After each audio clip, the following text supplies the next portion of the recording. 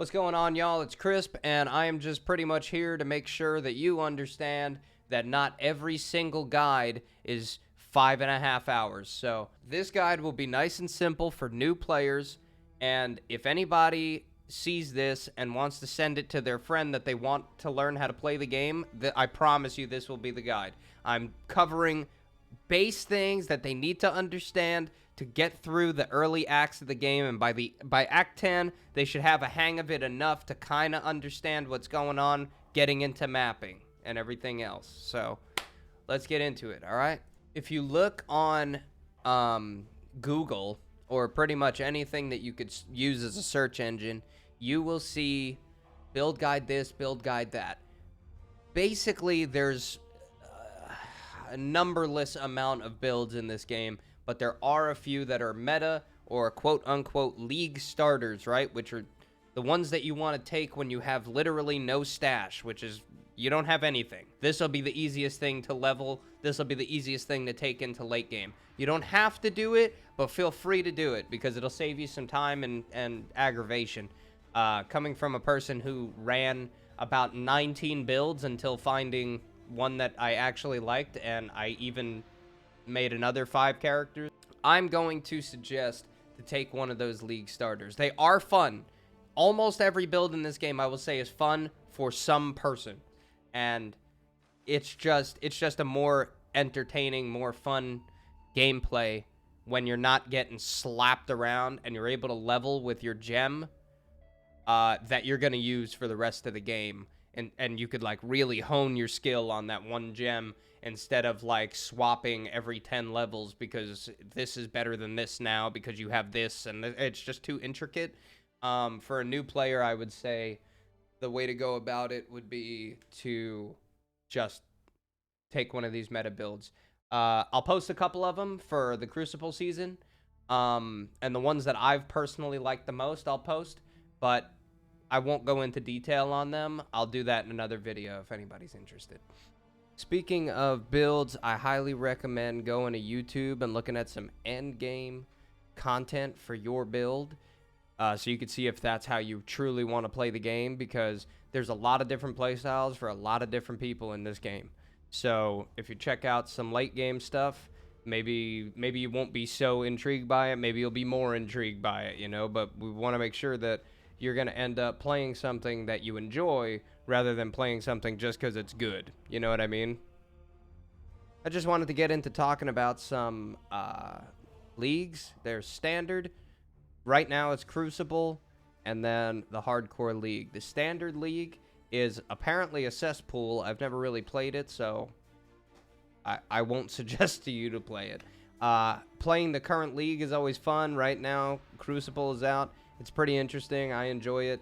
Some people have complaints, but whatever. And then Hardcore is basically when your character dies, he gets sent to the cesspool of Standard. There's also SSF, and there is Ruthless. Ruthless is a shit pile for a new player. You don't want to play that. SSF could be fun. It's solo self-found. It's like all your own stuff. You know, you got to find all your own gear and no buy-in, no this, no that. So pretty interesting. But yeah, it's just stay away from Standard, in my opinion. I don't really enjoy it, but hey, to each his own. Path of Building, I would say, is a must. Path of Building is a quick download, and it's just a scripted passive tree editor or builder. And basically, people will take their builds, put them into Path of Building, and you could copy and import a link, and it'll open up the entire build for you so you have something to follow at all times.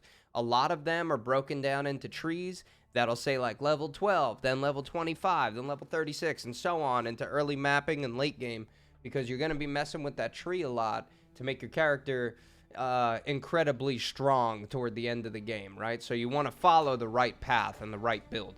So Path of Building is going to be your savior. That's your god. You go to Path of Building for every turn, and you could tweak it if you'd like to when you get a little more experienced at the game, and you could see your DPS changes and all that stuff. So it's really good. I would say Path of Building took a lot of weight off of my shoulders when I first started playing this game. It was awesome, and I suggest the same to you. Now, when you first start playing the game, you're probably going to do what I did. You're going to hit level 2 after the tutorial and go, let's start the build, man. And you're going to press P, and you're going to see the biggest skill tree you've ever seen in your entire life. Don't get scared. I will show an image. Now that you're done having a heart attack, you can follow this on the path of building. There will be an exact tree for you to follow. Don't look at it and go, that's it, I'm done. You gotta give it a chance. A lot of people see the passive tree and they just decide they're not gonna play the game. You don't go through the whole tree. You don't get enough points. You could only go a certain path, and that path will be briskly laid out for you. Beautifully, flowers along the path, whatever you want. But it's gonna be nice and pretty and easy to understand, so don't stress. It's just a skill tree. Resistances. These are your number 1 killer or your number 1 savior, dude. Resistances and max life. Those are 2 things that you need to pay attention to. Also, don't forget about physical resistances and evasion, but I'll get into that as well. So, your resistances at Act 5 and 10 will drop by 30% each, right?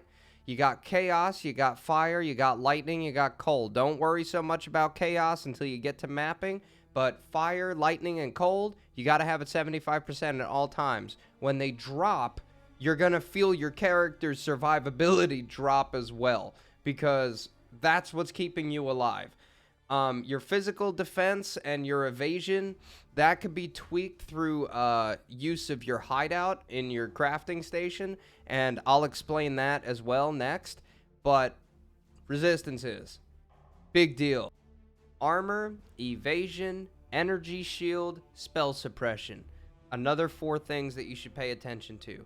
Armor if you're melee, I would say evasion and energy shield if you're anything else. I'm a big fan of that. Spell suppression is just, if you get hit with a spell, how much damage will it do to you? Is basically what spell suppression is. You can dodge a spell if you're spec'd into it, but that's a whole other thing too. So basically all you really need to know is that evasion gives you a chance to dodge the attack, physical attack, or spell if you have the evasion goes into spell evasion spec, but it's mainly physical damage. So armor reduces physical damage taken, evasion gives you a chance to dodge it, energy shield just gives you a little shield that'll block damage. It'll just be like a second health bar, but chaos damage will go through the energy shield. So just be careful. Just wanted to explain those because I know those, it's self-explanatory, but if I don't explain it, I'll feel like a dick. As you go through the acts, you're going to run into Helena, I don't know how to say her name, and basically she's like, oh my god, please, come to your hideout. So, you go, right? So, you hit the hideout, there's going to be shit that you can mess around with. You got to put a crafting table, you got to put a waypoint station, put some NPCs, all that jazz. But the crafting table is your biggest thing. When you go over to your crafting table, anything that has less than 3 prefixes or suffixes on the gear, if you hold left alt, you could see it when you hover your gear, you can craft something on that item. There's more intricacies to crafting, but I will not get into that right now because you're brand new. So, you can craft resistances onto items, move speed onto items, and even later in the game, you could craft like some weird shit onto items, you know? But I'm not going to explain that because you won't understand. So, focus on keeping your resistances up. Focus on max life crafting. Focus on, if you're a poison build, you're getting damage over time, you're getting chaos damage. If you're, you know, it depends on what build you are, but you're always going to want some max life, and you're always going to want some resistances. So you could get those through your crafting table. It'll save you a lot of headache later. So the last thing I really wanted to touch on was gems. Gems are a big deal because they are your abilities and the supports for your abilities. This isn't World of Warcraft, where you hit level 10 and you're like, when do I get Reign of Chaos? Is that now? It's just not how the game works. You get gems through progressing through the acts. When you hit Act 10, you get a vendor that will trade you literally any gem in the game besides a select few, and then a bunch of upgraded gems that I won't get into right now. But the gems have colors. Sockets on the armor have the same colors. You can put the gem in. If it doesn't match the color, you can't. If it's a white node on the armor, you can place the gem in it. The support gems will only support your main gem if the sockets are linked on the armor. If the sockets aren't linked, there are ways to fuse them and put them together called orbs of fusing. I'll get into a whole currency video at a later date, but so gems, important, pay attention to them because that's what makes up your build. But that's pretty much all I wanted to touch on. I appreciate everybody who watched the video. Thank you so much. I hope this was helpful, and I'm going to hit you with another couple videos just for the beginners because I know this game's very confusing, and I'll try to keep them down to a minimum of like 10 minutes. I really appreciate the love. Thank you so much. I'll see you in Ray class, and if you feel that this video was helpful, feel free to send it to a friend that is also learning how to play the game, because then you don't have to explain anything to them. You know, it's right there. So I appreciate you. Thank you very much. Catch you in the next one. Much love, guys. Thank you.